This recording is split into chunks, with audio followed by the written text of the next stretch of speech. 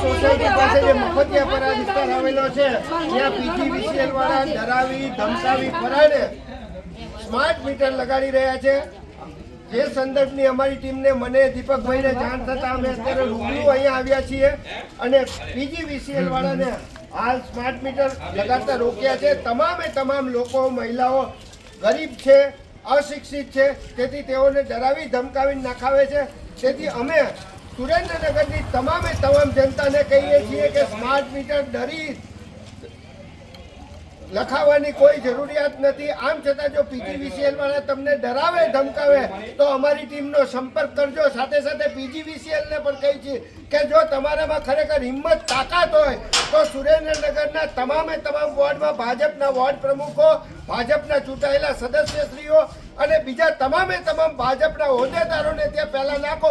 ત્યાં તો તમે ફાટી પડો છો, ત્યાં તો ઉપરથી તમારે ત્યાં ફોન આવી જાય છે। આ ગરીબ માણસોને ત્યાં, અશિક્ષિત માણસોને ત્યાં, જેના પુરુષો બપોર સુધી ઘરે ગયા હોય અને મહિલાઓ એકલી હોય ત્યારે તમે ડરાવી ધમકાવી સ્માર્ટ મીટર લગાડો છો, તો આ પ્રકારની પ્રક્રિયા બંધ કરજો। આમ છતાં જો આ પ્રક્રિયા આપ શ્રી બંધ નહીં કરો તો આગામી સમયમાં અમે લોક જાગૃતિ કરી આક્રમકતાથી તમારી સામે લડત આપશું, જેની અમે આપને નોંધ લેવડાવીએ છીએ।